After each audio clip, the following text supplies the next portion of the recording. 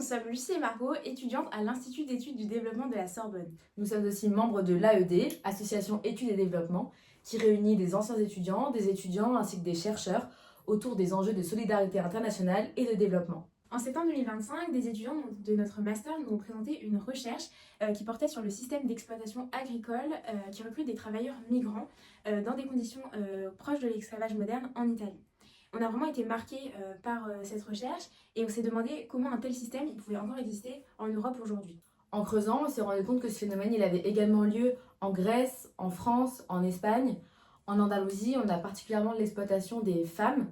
Donc c'est souvent des travailleuses saisonnières marocaines qui vivent dans des conditions de vie et de travail déplorables. Ce que nous voulons faire par ce projet, c'est vraiment redonner de l'agentivité aux citoyens, donc en donnant des clés qu'on aura réfléchies collectivement pour arrêter d'être passifs face à ce bafouement des droits humains. Et nous partons en Espagne, plus précisément en Andalousie, pour mener notre enquête du 8 au 28 juin. Notre projet, il ne s'arrête pas à l'enquête et c'est là qu'intervient l'EXI. L'objectif, c'est que ces réalités de terrain, elles sortent des rapports académiques pour pouvoir toucher 3 publics différents, les lycéens, les étudiants, ainsi que le grand public. En ciblant des publics variés, on cherche vraiment à provoquer des changements à différentes échelles, du local au global. Notre démarche, elle s'articule autour d'un triptyque: informer, comprendre et agir. Pour informer, cela va passer par le fait de transmettre des informations fiables sur les conditions de travail de ces femmes, mais également de faire le lien entre les différents modes de consommation et leur réalité. Pour comprendre, c'est accompagner chaque public dans l'analyse des mécanismes structurels comme les politiques migratoires,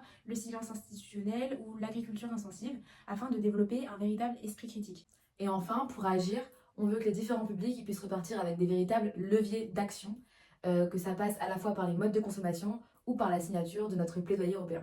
Notre outil principal est une vidéo d'animation pédagogique dont la fabrication est le résultat de choix éthiques et engagés. Nous co-construisons cette vidéo avec un étudiant en école d'animation. Par cette collaboration, on veut valoriser un engagement par les jeunes, associant nos compétences et notre motivation pour un sujet qui nous touche. Elle donne à voir le système d'acteurs et le maillage politique avant de conclure sur des pistes d'action concrètes et un lien vers notre plaidoyer. Cette vidéo, c'est pas une fin en soi, c'est justement le point de départ pour 3 types d'actions pensées pour 3 acteurs différents mais complémentaires.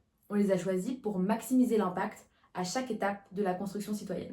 Les lycéens, d'abord, parce qu'ils sont dans une tranche d'âge qui est décisive, ils commencent à forger leurs opinions, articuler leurs valeurs avec des enjeux éthiques et forger leur esprit critique. Nous animerons des ateliers en classe, combinant la vidéo et le jeu du pas en avant. Ce dispositif immersif, il permet de prendre conscience des inégalités.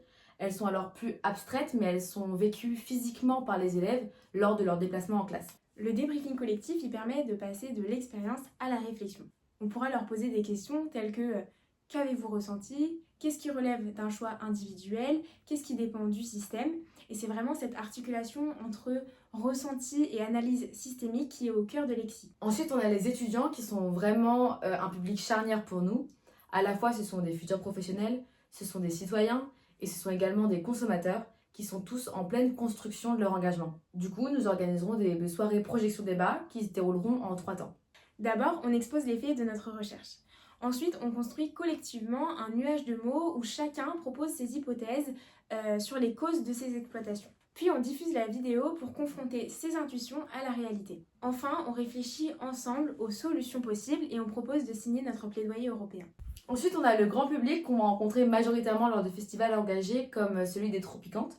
Il regroupe différents profils de citoyens qui influencent directement en fait la manière de produire. La projection débat, elle offre ainsi un espace de dialogue qui est accessible, plutôt axé sur la compréhension que la culpabilisation. Ce qui est commun à toutes ces actions, c'est que nous ne venons pas avec des réponses qui sont toutes faites. Nous créons vraiment un espace où chaque participant y crée